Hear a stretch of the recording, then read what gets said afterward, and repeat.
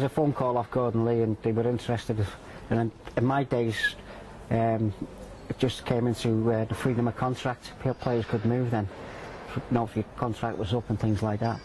But once I knew it was Everton, you know, I was a Liverpoolian when I was a youngster, so I was a little bit disappointed Liverpool never came in, but that's all changed now. And I was really excited joining, you know, Everton, especially coming home to Liverpool again, because, you know, I left school at 15, been away from home since for 5 years, so it was just great to be back with the family sort of thing, but playing for a great club.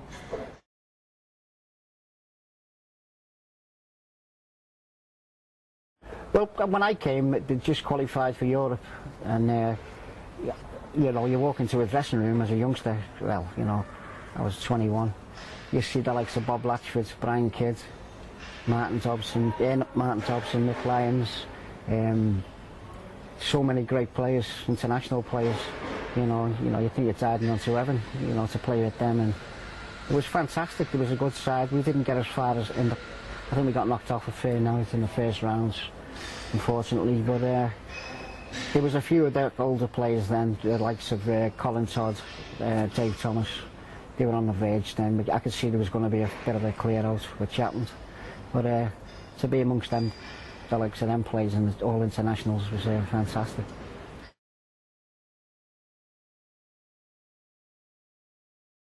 Yeah, it was a great season. You know, if we had another 10 games, we could have been right up in the top of the league there. But it was a great season. As you say, we went to the Milk Cup final. The others across the road beat us, unfortunately, at Main Road. But we won the cup, and you could sense, you know, the ability, the team spirit was there, and we knew we were getting better and getting better to match the likes of Liverpool, who were the top team at the time.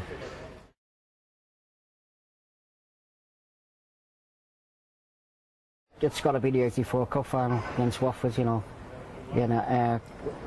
All my family were there, except my dad, he took ill, but the parents. But to get hold of a FA Cup medal, you know, them things you just dream about, and to achieve that, and that was the greatest day of my life, actually. Yeah, great.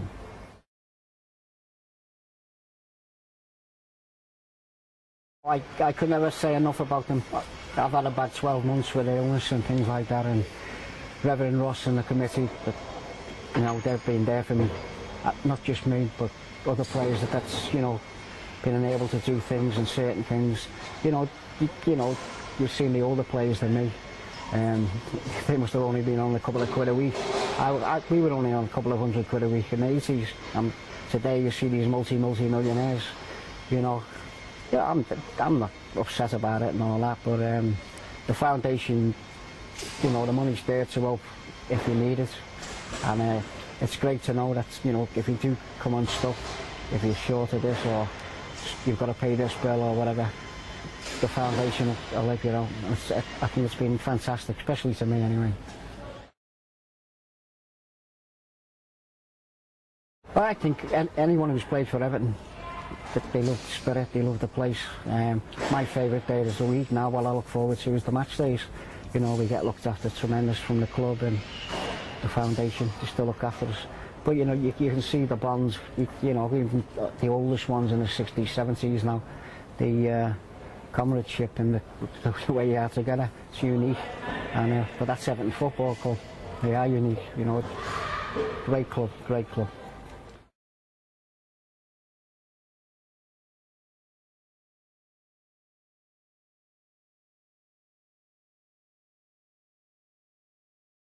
Free kick against Geddes. And nudged Ratcliffe as they both jumped. David Geddes meaning a slightly different style for Luton, a more orthodox front player than Brian Steen. Prefers perhaps the ball in the air, and a goal! John Bailey, a complete freak.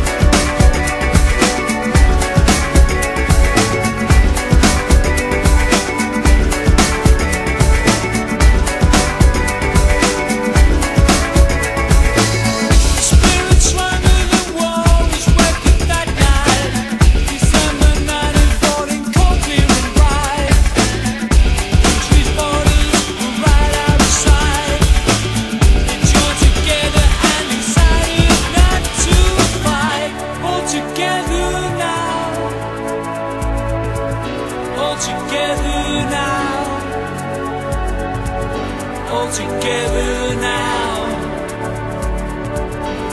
in no man's land, together, all together now, all together, all together now, all together now, in no man's land,